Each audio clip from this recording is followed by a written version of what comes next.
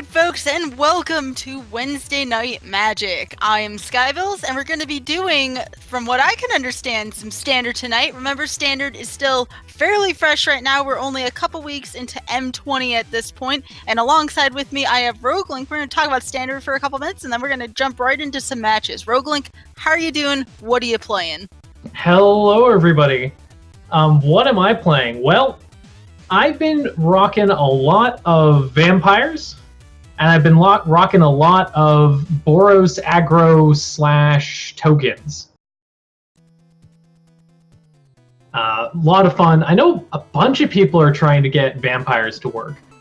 My build's definitely much more low to the ground, like 1 4-drop, a handful of 2 3-drops kind of low to the ground. Definitely has some weaknesses rebuilding, but it's super fun. And then the Boros deck is essentially, I actually realized a little while after I built it, it's essentially a goblin deck, but it takes advantage from a bunch of the white Anthem effects, the invulnerability 3-drop that puts a counter on everything, the 4-drop that gives you 2 1/1s and gives all your creatures +1/+1 and haste till end of turn. So it's a pretty spicy deck. What have you been running, Sky? I have also been running some vampires. Probably for about a week and a half I was running vampires. Mine is not so low to the ground. My combo that I love to use is 3-drop Sorin into the Haunt of Hightower, which surprisingly takes down a ton of decks currently right now in the meta. Elementals being public enemy number 1 of Haunt of Hightower, because it's just such a strong card. If it goes unchecked, the opponent just loses automatically. Also, there is no good substitute for old-fashioned mono red, and yes, I am not talking about Clavicade. I am talking about Frenzy mono red, 2 of the little Chandras, 1 of the 4-drop Chandra, and then 3 frenzies total. So that mono red deck has actually been running really well. As long as you don't run into Esper, or as long as Esper doesn't get like the perfect draw, even mono red can withstand that. So right now, vampires and mono red frenzy. Yeah, those are definitely 2 pretty spicy decks. Especially with the mono red. Just how are you liking the new Chandras? New Chandra is amazing against every single matchup where I used to struggle against. So if I get out turn 3 little Chandra against Esper and it doesn't get Thought Erasure before she comes out, I mean, that's it. I just completely begin controlling the game against Esper. Because think about it this way, unless they nail Frenzy, most of the time they're going to discard something that Chandra can eventually reoccur. I get 2 bodies on the field all the time, and Little Teferi cannot bounce Little Chandra. So right away, against Esper, you get that bit of an upper hand with 3-drop Chandra. That was something that the deck has been missing for a long time as an answer to Little Teferi. Yeah, there's definitely a lot of really powerful, and it's funny because the last set was the Planeswalker set, but I definitely feel like there's a lot of really good Planeswalkers that kind of make Little Teferi awkward to bounce, or like really not as impactful as they might be wanting. For instance, I've had several games where I drop Sorin turn 3, and the 3-drop Sorin has this fantastic -3 ability where you can take any vampire, and Guy mentioned this earlier, take any vampire and put it onto the battlefield, and Sorin still has 1 loyalty left over, and this is fantastic for high drops like Haunt or Sanctum Seeker, which is where I usually put it. And boy, is it awkward for Teferi to need to bounce that Sorin to try to get rid of it for a turn when you just did your -3 to get some super powerful vampire onto the field. Absolutely. And with that, I believe, let's take a look at current Standard right now. We have Clifford versus Zelnus first. It looks like Clifford is going to be using some kind of Mardu build. This will be right up your alley. I'll let the competitors know that they can go, and we'll be underway. Yeah, I believe this is Clifford's Thudless Thud build. It's essentially a feather build where Clifford famously only plays Feather game 1, so hoping to bait out all those anti-Feather cards and then switching in under the radar to do all sorts of crazy shenanigans. So I have to ask, how do you feel about Nukalia as someone who is such a person who supports Mardu? So I think it's interesting. It's so awkward though, because I'm like, man, I want this card to be really, really good. But there just aren't enough. I don't think the density is quite there to really make it work. I mean, I could be wrong. You never know.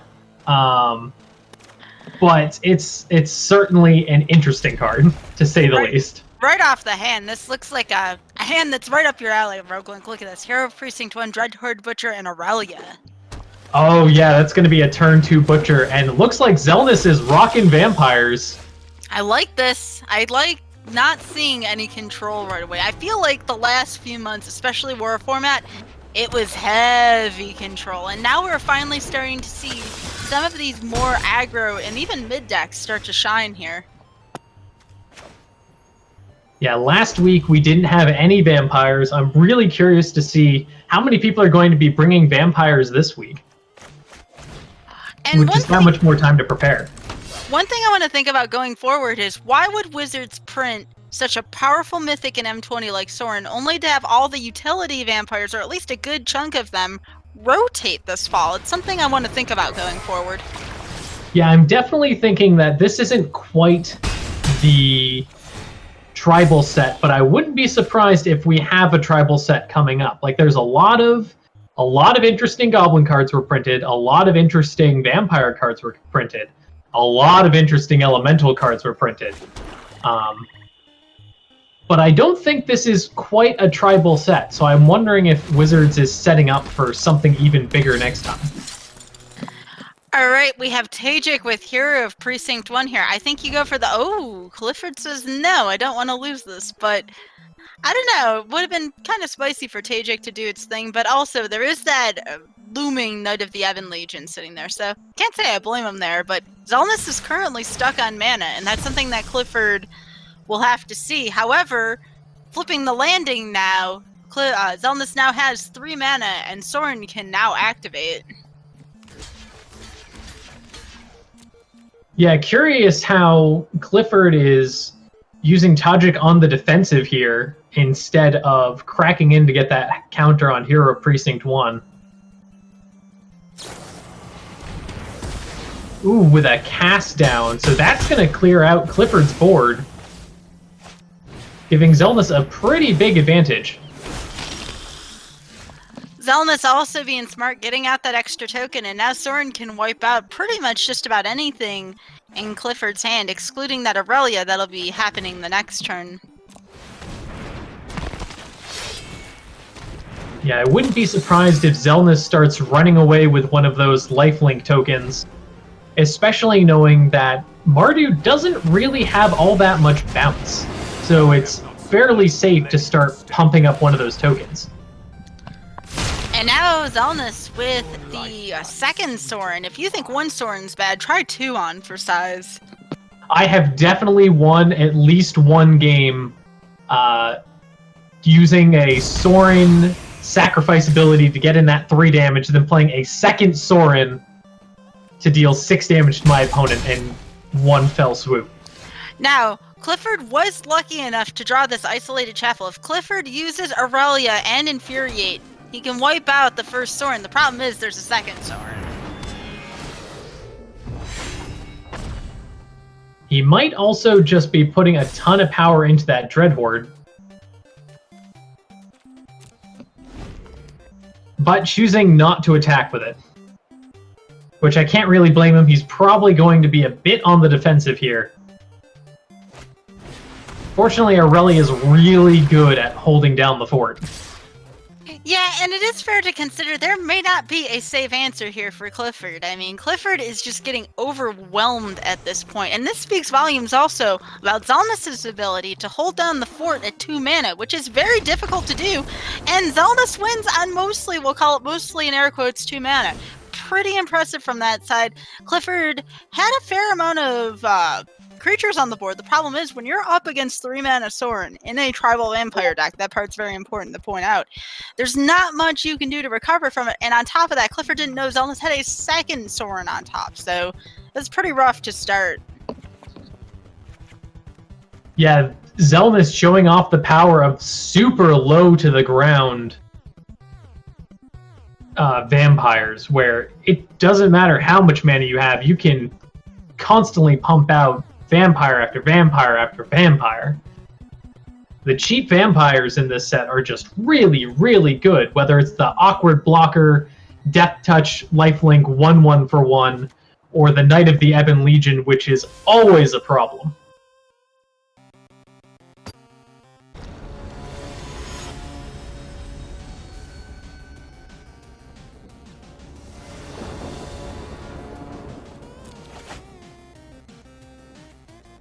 Interesting starting hand.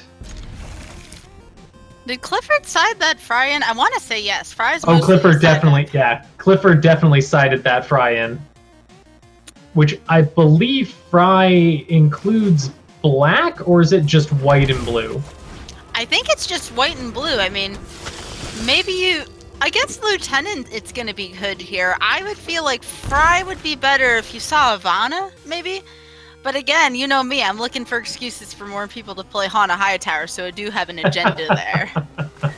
Alright, so it's looking like Clifford here, maybe going for the Butcher, maybe going for 10th District, a Legionnaire. I don't think there's a wrong answer here. I think they're both fine cards to start with.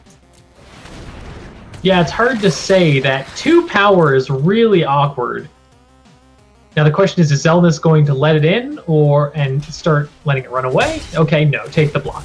I think I probably would have taken that block as well, especially knowing Zelnus' hand. They've got plenty of mana to start pumping out some vampires. Yep, and there's the Lieutenant there. Ooh, some good removal now in Clifford's hand here. We have Fry and now the Bedevil. I say you go for the Fry here just because it's a white creature, and you don't necessarily always see white creatures. So, yep, Clifford going with the Fry here. Now, here's the only thing.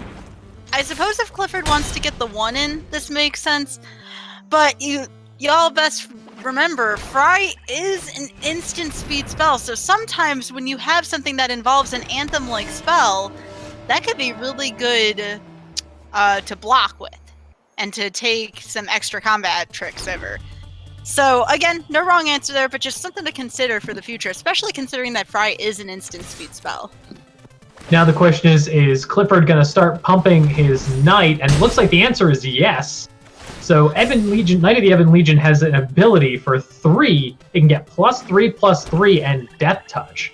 Now this is super important, synergizing very well with its ability to gain a counter if any player, noted any player, takes 4 damage. This includes things like the Vanguard, which deals 4 damage to yourself. Here is another really big issue right now. That Adanto Vanguard could single-handedly bring Zelnus back into this game, if not win it.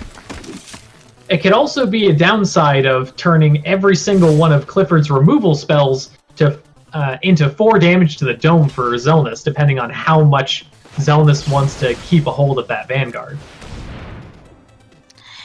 And Clifford bedeviling for the artifact! What a play there! That is a fantastic play, clearing out that Ebon Legion with no downside.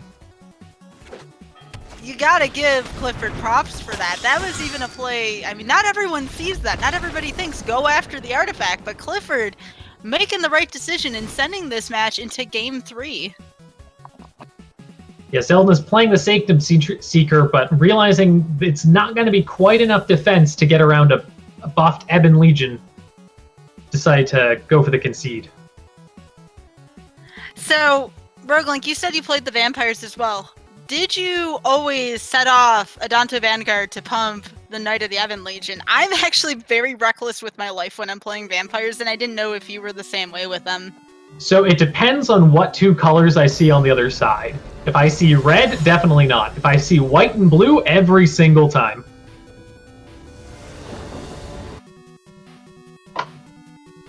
Also, if I'm against vampires, I also tend to be super aggressive with Vanguard as well. All right, this looks like a pretty decent hand for Clifford. Now, again, you have to be in the perspective. Clifford is going second here, and it seems like the one who's gone first has had that just little bit of an edge in this matchup to be able to win. We're going to see if that's a factor here based on Zelnus' hand. Yeah, the other downside with Clifford's current hand is all of his mana is currently shock lands. So on 2 and 3, if he wants to play stuff on curve, it's gonna hurt. And speaking of it's gonna hurt, look at this. Vanguard, Lieutenant, Lieutenant. Oh, actually, is that a Champion of Dusk I see as well? Yes. Wow. Zelnus has a pretty good hand for this, all things considered.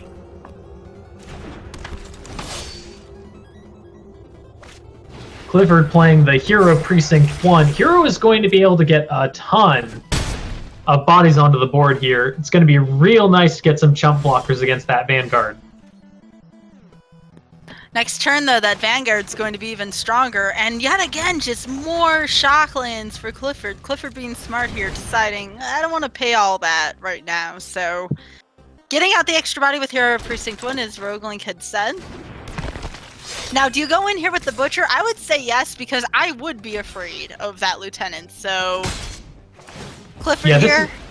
This is really nice. Butcher getting in the 1 damage, but the on-death trigger allowing the Lieutenant to die. I think Zelnus could have gone either way on the block there, but considering how many Lieutenants, the fact that they had a spare Lieutenant in hand, definitely worth taking that block. Now I say here you go for the gold, you put Aurelia on the field. It would stink, but you get the extra body first of all, and second of all, Aurelia is just really, really, really strong. The other option is going with a Targic, which you wouldn't get. You probably wouldn't want to swing in for the Mentor trigger, but you would get that body onto the field. Yeah, either way, there's definitely a body on the field. The nice thing, though, if you hold the Targic, is you would get a chance to have a surprise Mentor out of nowhere, whereas here, this is a little more predictable. Yeah, I think, thinking back to the 2 options, I probably would have played Aurelia here because Targic can't really swing in here, and Aurelia is a much better defender. Oh, and there's the Sorin. Do you drop the champion here? I want to say yes. And here we go. Zelnus dropping the Champion of Dusk. Yeah. Good play. Absolutely. Yeah, this is a perfect time for Zelnus to refill their hand with a ton of cards. Ooh, and a Gideon. That's going to make for some awkward blocks. And that cast down is going straight for that Hero Precinct 1, I'm guessing. Anything with rounded edges means it is a legendary creature. So if you see that, that's what it means. So there's a couple of options here. You could Dread Horde and just swing right for Sorin. You could Bedevil. You could Bedevil and Dread Horde Butcher here, actually. Be interesting. Yeah, you have 5 mana to play with. The other option is to swing in with your first Targic, getting a counter on the Hero Precinct 1, and then playing a second Targic in the Butcher, but that's kind of depending on the hero not dying to the Ascendant. Ooh, who do you give this to with Aurelia? That's a tough choice. And the answer is nothing? Interesting. But look at the bright side. If Sorin has to target anybody, it has to be Targic, except if Zelnus chooses to... Actually, Zelnus cannot cast down Targic. So now, Clifford has put Zelnus in a pretty interesting position here. Zelnus opting to not go for Gideon here right now, but gets the City's Blessing instead. Yeah, City's Blessing, really nice here.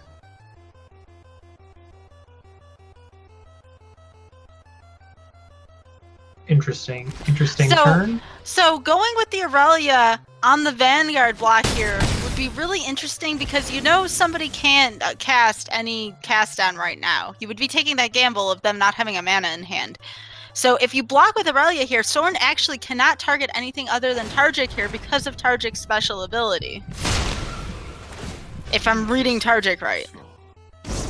Yep, has to go for Targic. So Aurelia could have actually blocked the Vanguard in that situation. Yeah, I always forget Targic's ability to prevent damage. super useful when it comes up. And again, target cannot be cast down because it's legendary. It's one of the few rules people forget about cast down. Yeah, cast down isn't just a kill spell for 2, unfortunately, but it is still very, very versatile. I have a feeling we're going to be seeing Gideon next turn. Not my final demise. Yeah, Gideon would be really nice here, especially if Xelnas wanted to start cracking in with that 5/5 Champion of Dusk. Clifford choosing Hero Precinct 1 here, very interesting. Oh, Clifford wants to play defensively here, which is understandable. Let's see what Xelnas gets here. Yeah, I think Clifford's game plan here is to make as many tokens as possible to just get some bodies onto the battlefield.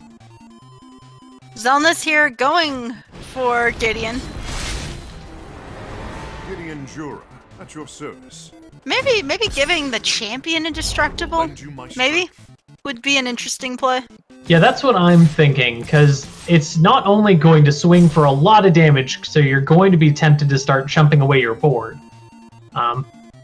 But in combination with all of the other bodies that are coming in, Xelnas is really easily going to start chipping away at Clifford's board.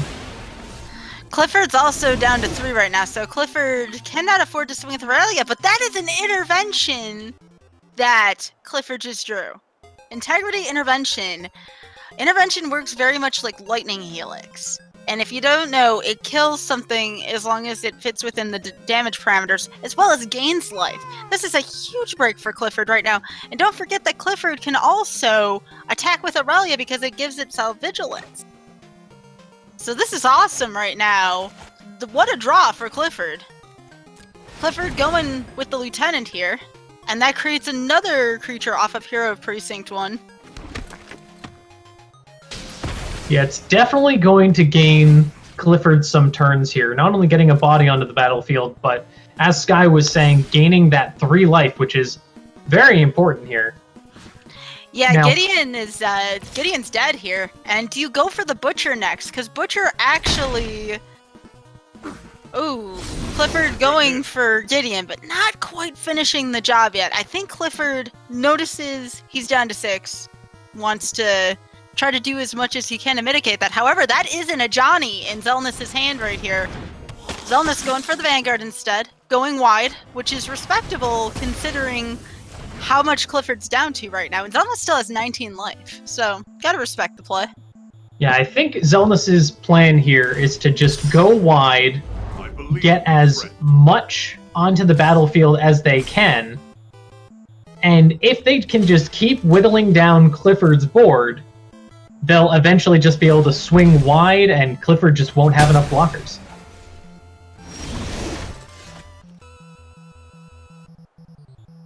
Especially without that Hero Precinct 1 to start pumping out those 1/1s.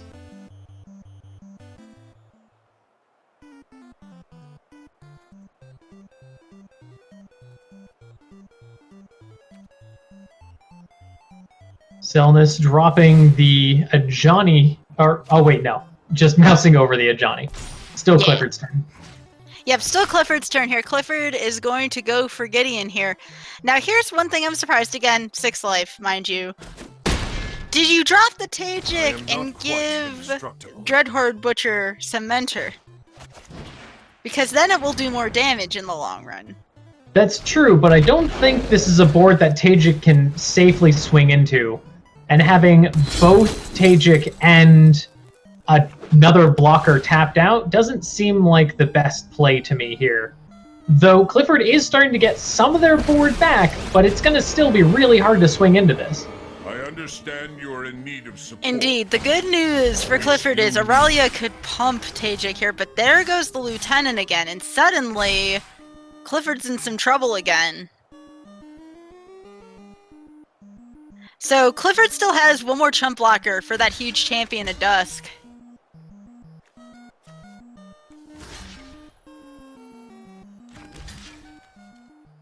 Yeah, Clifford, not sure where to block here. Fortunately, none of Xelnas' creatures have trample, but they're all coming in for a lot of damage, and 2 of them can be made indestructible.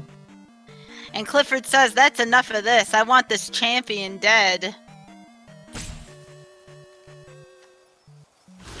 Clifford blocking with the Footlight Fiend, so the on-death trigger can also go to the Champion of Dusk. Getting the 2 damage from the Footlight Fiend, 3 from Targic, so that's going to be enough to kill it. And now the question is, how much does Xelnas care about those Vanguards?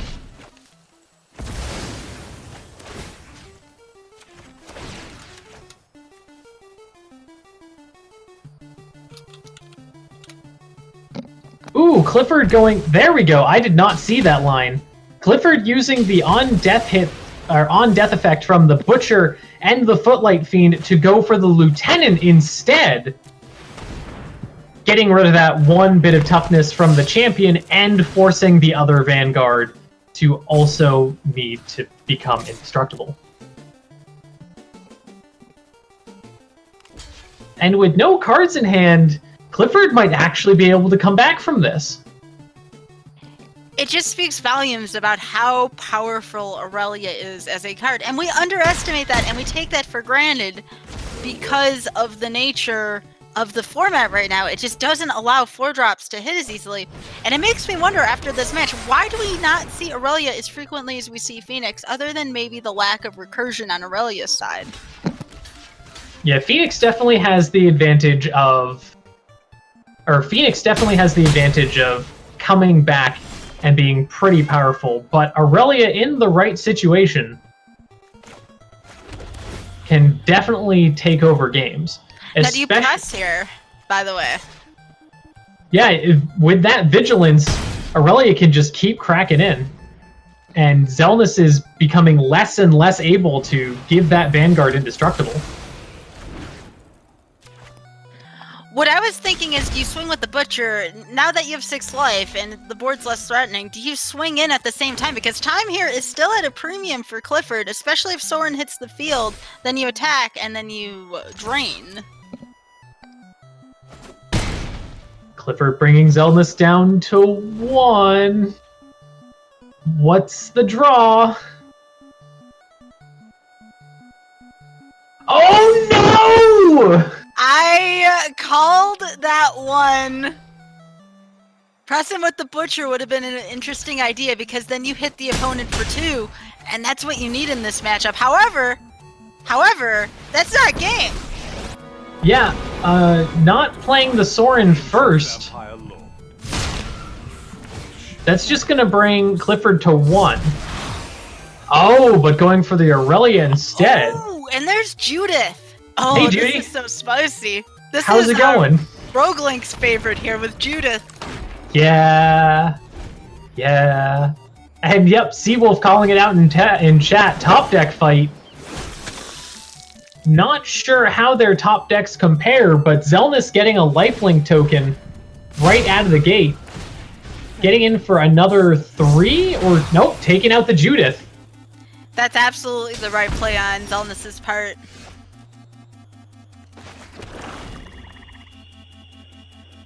Certainly leaves a lot less up for chance.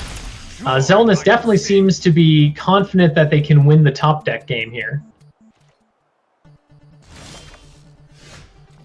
So Clifford flooding out, Xelnas drawing redundant Planeswalkers. Xelnas also flooding out. And no creatures to swing in for Legion's Landing to flip. There's still the Fry, though, which Clifford can use in response to any kind of sacrifice ability. There's Champion of Dusk, though. I guess that's going to help. It's going to ping Xelnas for 1, but once Xelnas starts putting those +1/+1 counters on the champion, Clifford's going to be in trouble.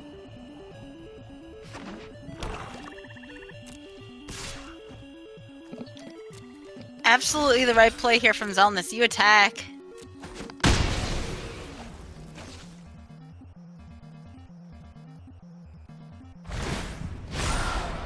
my bloodline flows through you.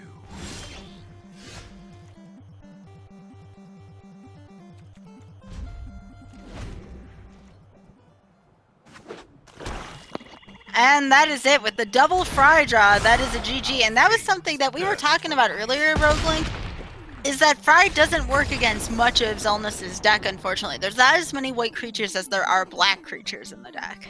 Yeah, the white creatures are pretty key to the game plan, such as the Lieutenant and the Vanguard, but just not quite enough. And Clifford almost able to come back, but that was a slugfest back and forth at the end there. Really exciting match.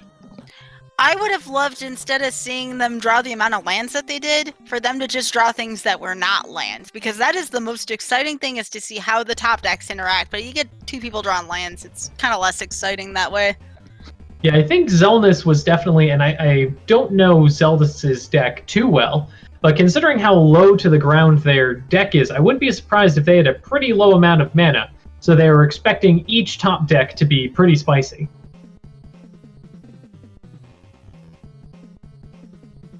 And we did get a chance to see the weakness of 3-drop Sorin, and that is without a creature, 3-drop Sorin does not really do that much.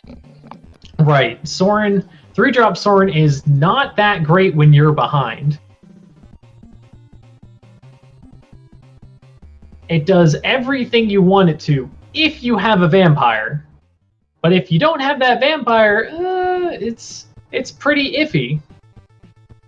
Looks like Zelnus is rocking 22 land. Okay. 22 land makes sense there. That is a perfectly fine amount, I believe, to run with that deck. Yeah, depending on how you're building it with the 1 in true drops, I've definitely seen 20 and 22 land variants of that deck. And by that I mean I've tried to build 20 and 22 land variants of that deck. Yeah, exactly, Zelnus. That's being able to hard cast Sanctum Seeker is pretty important if you don't have that Sorin to cheat it out.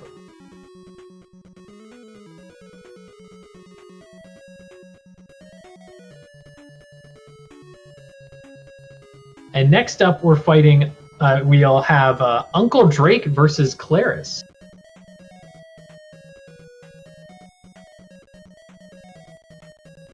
I cannot wait to see the matchup. So, Roguelink, I assume with all of the Orzhov, Mardu love in that last match, you were just enamored by what you saw just every step of the way during that match. Yeah, it's certainly fun to watch, because Mardu just has so many good cards. So much removal, so much spicy aggro. You know, we've got Boros, heavy Boros, versus vampires. Just two really strong decks going back and forth. And you could really see the swing potential at the end there with the fact that Clifford almost came back from behind, and Zelda's just constantly keeping pressure the entire game. It was a good game overall. Also, I love the name already on Claris's deck, Girl Deck. I like it so much. I can't wait to see it. Looks like a lot of Chandra. I see Mono Red. I already love what I'm seeing here on this side. Certainly a super spicy deck. Speaking of Chandra, while these two are getting set up, have you, and I ran into this once on Ranked, have you seen the shenanigans with Chandra's Spitfire yet? Yes. I don't know if I could do it, though. You know I love Frenzy Steamkin. You know I can't abandon that. I'm kind of married to that at this point, you know?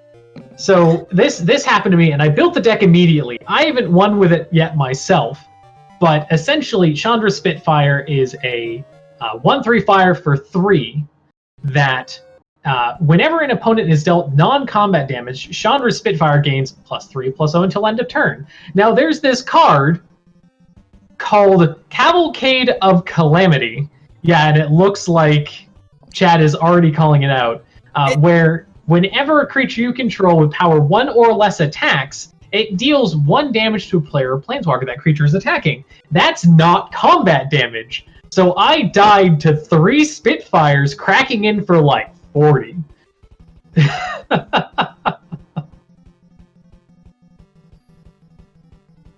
Alright, here we go. I'm really excited to see this.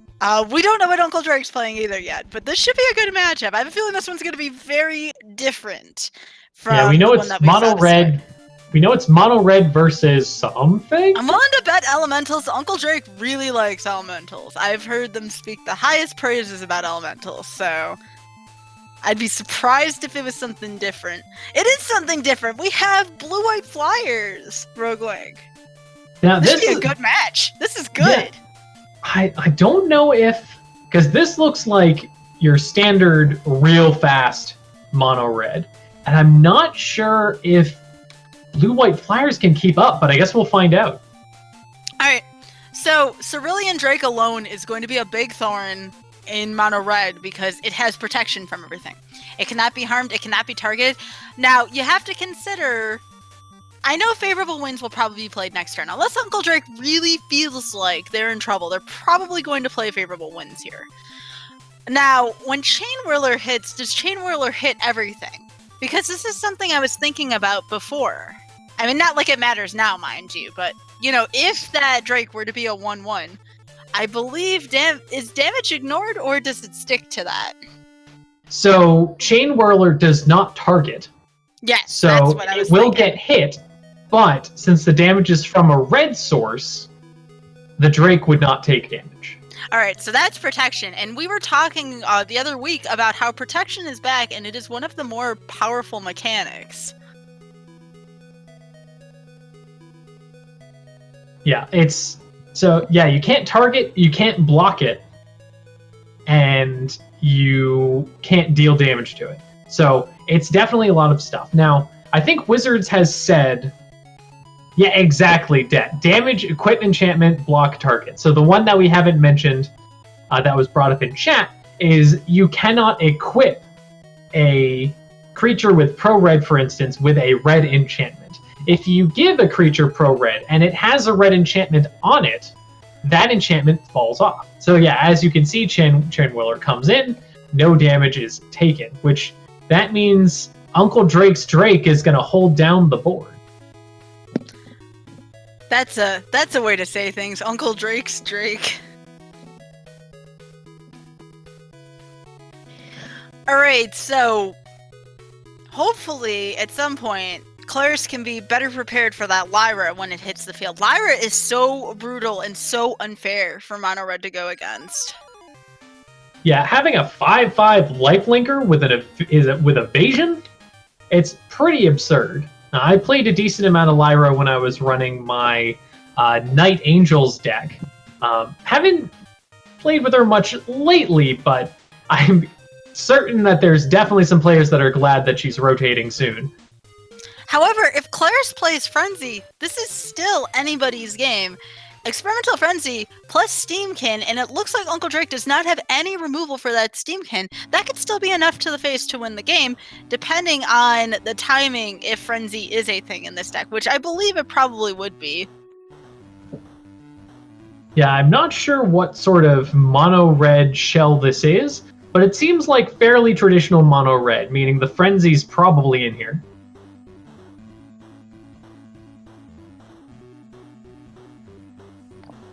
Alright, Claris going for Chandra.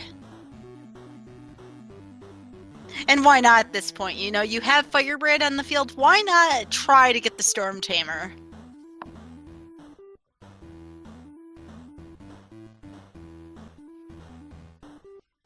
Yeah, I do really enjoy that small Chandra. There's so much synergy for creatures entering the battlefield or dying, but man, just so much makes me want to build that Mardu Aristocrats, but just not quite enough. It spreads way too thin.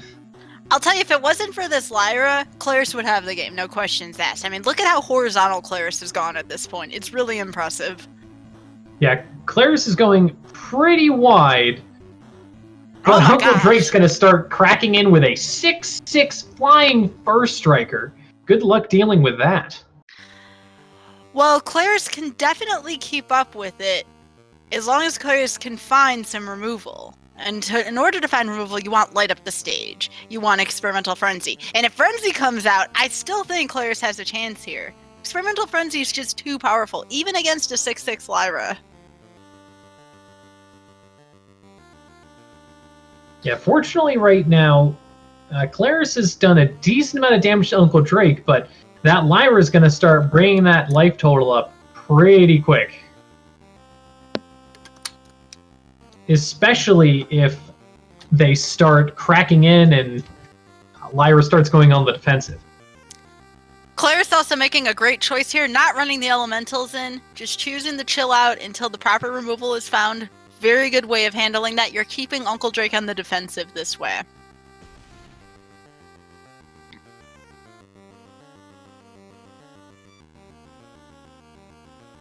Oh, and another Cerulean Drake, unfortunately. That is rough.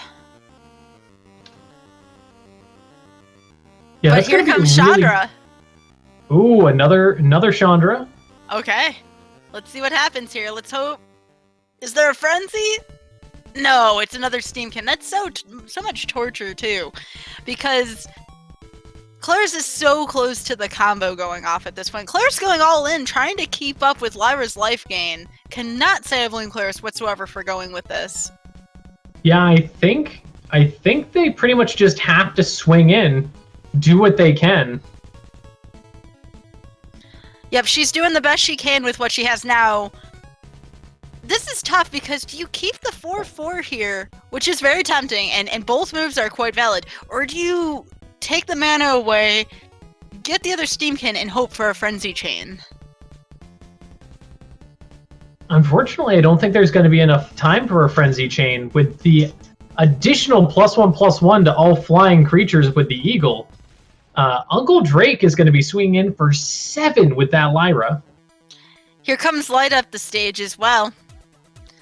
Alright, I think you go all in here. You shock to the face, and you just hope that Light Up the stage delivers here. Yeah, I definitely think that's the line. Going for that damage. Mm-hmm. Claire's making all the right moves here. It's just Lyra's so unfortunate. It's so difficult to get around for anybody to get around. Getting some more damage in, but not quite wide enough. And if that doesn't hurt the most, there's an additional Lyra in Uncle Drake's hand. I mean, there's just only so much you can do to that. Have you seen Lyra get played in Blue-White Flyers? Because I thought Blue-White Flyers was lower to the ground than Lyra. Yeah, usually Blue-White Flyers, at least the Blue-White Flyers that I've seen, have definitely been much lower to the ground, the Eagle being one of the highest drop cards. But I'm never going to argue with a Lyra in a white deck. I didn't think you would. I was just wondering. No, Claris has played a rather exemplary game here. It's just between the protection and the lifelink, Uncle Drake has exactly what they need.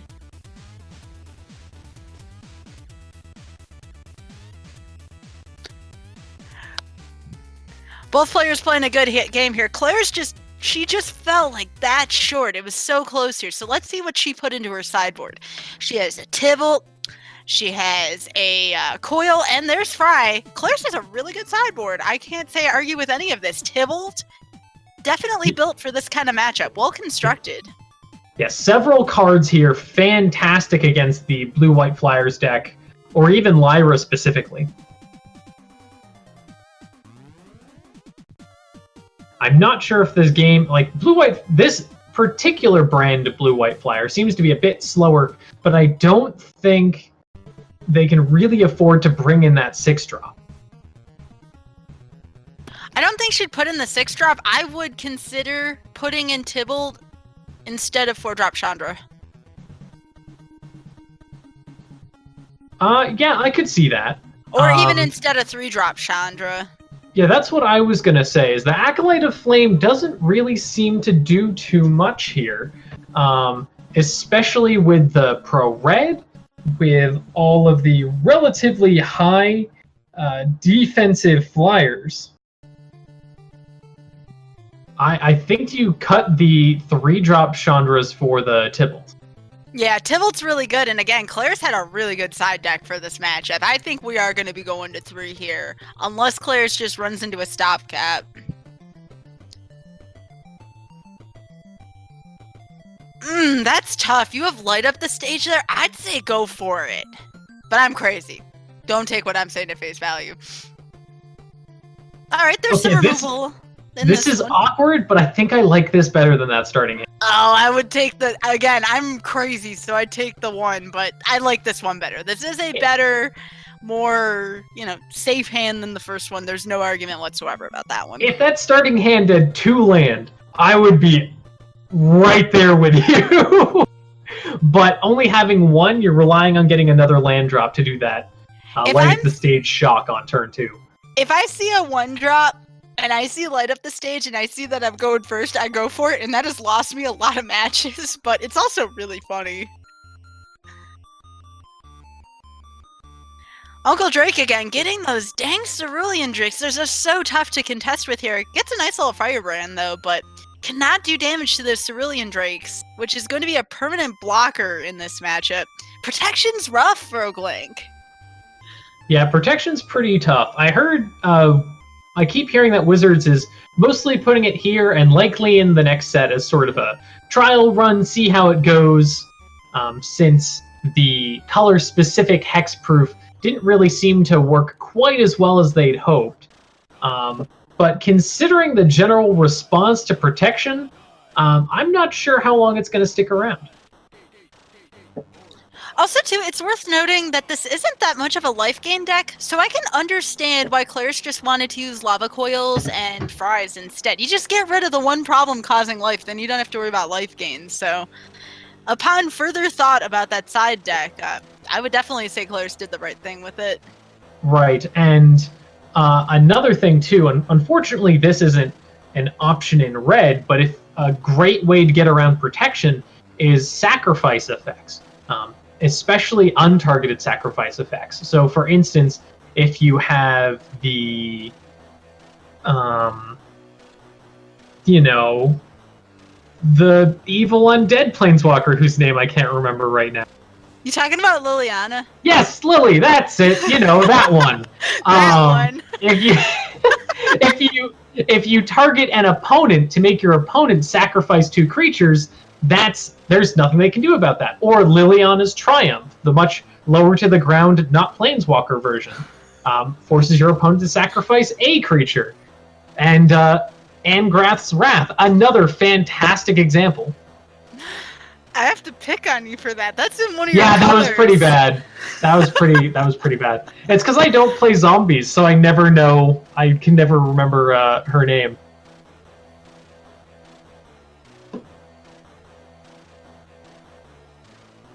I don't know if you could ever do anything other than the way this mono red deck works. It's too powerful in its current stage. To mix another color in would be so dangerous. Spicy, but dangerous.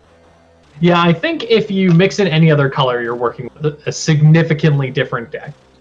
Mono red, fantastic for going straight to the face. The Rakdos or Boros variants are definitely more creature-heavy aggro, which usually isn't what mono red's. Definitely not what mono red's doing in the current form.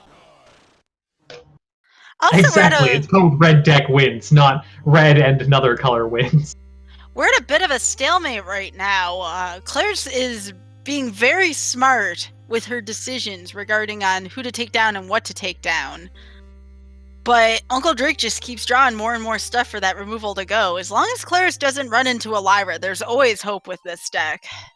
Yeah, Claire's deck, their sideboard doing some work. Yeah, her honestly. sideboard is definitely doing a lot here. I would agree with that.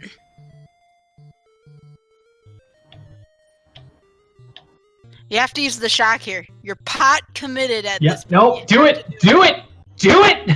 You can do it!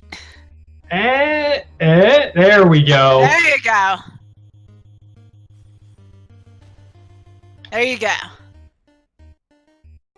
And now Uncle Drake is out of cards, but drawing another flyer. Healer's Hawk, super awkward, but fortunately Claris has a shock with that Healer's Hawk's name on it. You got Shock or Firebrand here. That's tough. Ooh, the Pyromancer just made things a little more interesting. Yeah, I think this is tough. Claris waiting here. Very smart move. Oh, and there's the Lyra. Oh, there's the thing. There's the fun ender right there. Dang it, Lyra. I believe one fry has already been used. And I lava thought it was coil's not just quite coil. enough, but lava coil. No, I thought I saw a fry, but maybe not. I think it was coil, so there's still fries. Again, Claire's doing the right thing by siding those in. She just needs to see them now, and again, not many lands being played here, so gotta shake the fist at the shuffler here. Yeah, Claire's getting just the right removal for everything Uncle Drake's playing, but not a lot of movement on either side.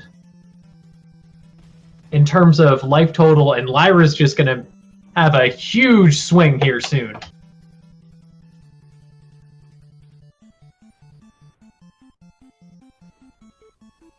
Whose idea was it on Wizards to make a big angel that pumps other angels that has flying and first strike and lifelink? I mean, to be fair, it's got 2 white pits, therefore, it's hard to cast. Maybe? During War of the Spark format, you know what? I would have bought that, but this is M20 now. Now we're in the Wild West here. Rose water! Yeah, Lyra's great.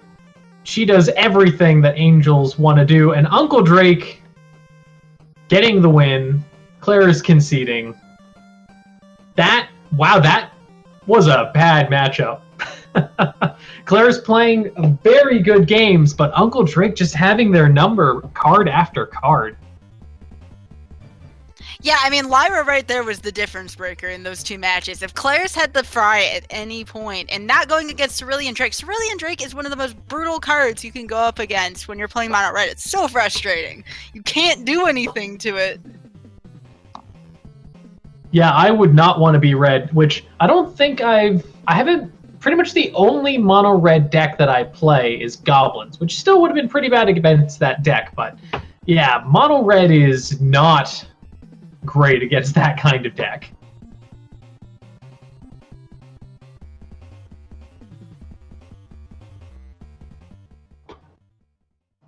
Now, correct me if I'm wrong, Roguelink, there weren't that many protection cards printed in M20. I mean, there's some. You have God's Willing, which is portable protection, which I cannot begin to tell you, Roguelink, if you play anything with white in it, like Mardu or Za Vampires, sneak 4 God's Willing in there. You will be surprised the damage that it does during your matches.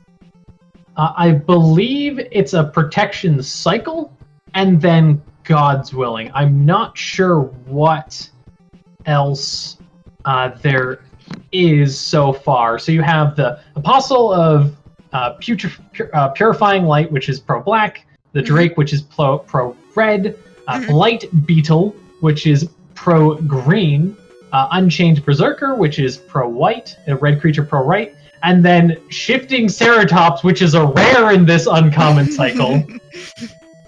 It's got pro-blue, but, you know... That was somebody over at Wizards that just said, that's enough of this Esper on Esper BS, and Ceratops then became born.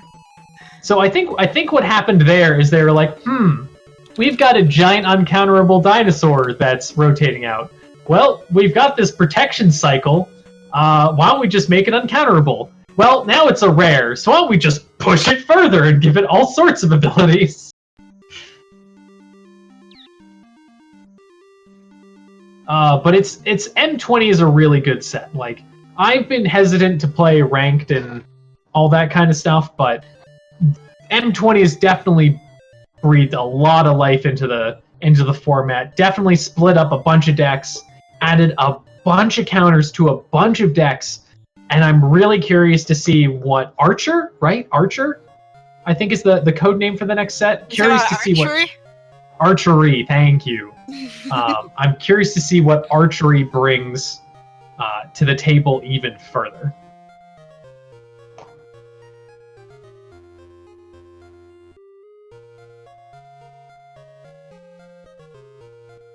But dang, just some explosive matches so far, but no control yet. That's weird. There's been a lot of control. No control tonight. No control tonight. Which I'm okay with. As the aggro player, Like, Control was really good. Control almost played like mid-range the last couple of standards, where Control usually loses to aggro, because aggro just gets under and doesn't usually care about counterspells. Like, you're not going to want to use your counterspells on my garbage 1-drop creature, my garbage 2-drop creatures. But mid-range, mid-range Control is real hard for me to deal with most of the time.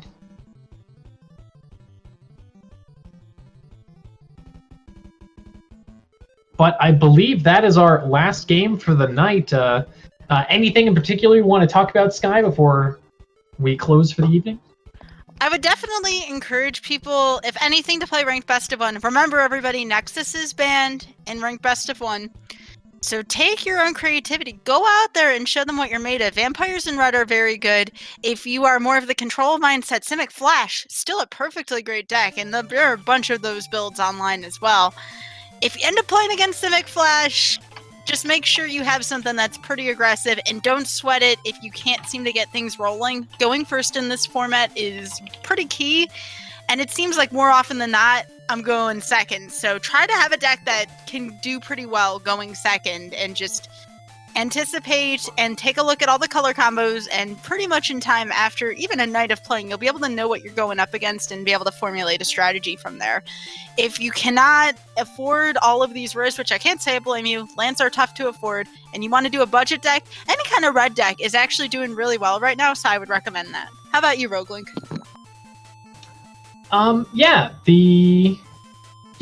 definitely agree with the going first, and I think part of that might be the new mulligan. Is you really want to get these cards, you just want to drop them onto the play, just hit the ground running. But yeah, you want to make sure to make nice, steady, consistent decks. And, honestly, right now, Standard is in a real great place where you can just make some really fun jank, and there's a lot of really powerful, really interesting cards in Standard right now. And it adds for a lot of build-around me's, and just some real interesting stuff that ends up being a lot more powerful than you expect.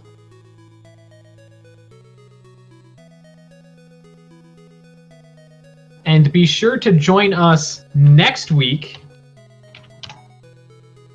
And make sure to jump into the Team Instant Speed Discord so you can help participate in these community events every Wednesday, each and every time. And be sure to join us next week, where we're going to be taking the new cards and we're going to be building 100-card singleton decks.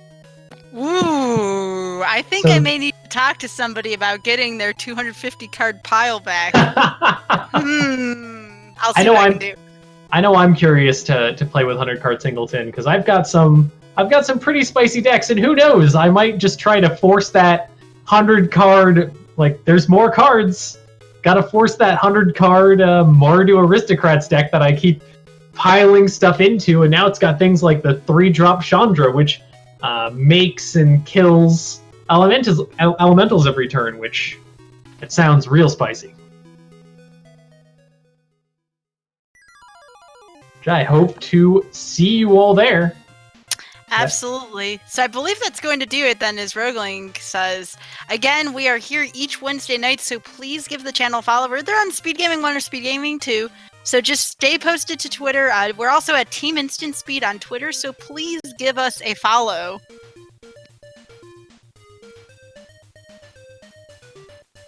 And with that, we'll see you all next week. Take care, folks.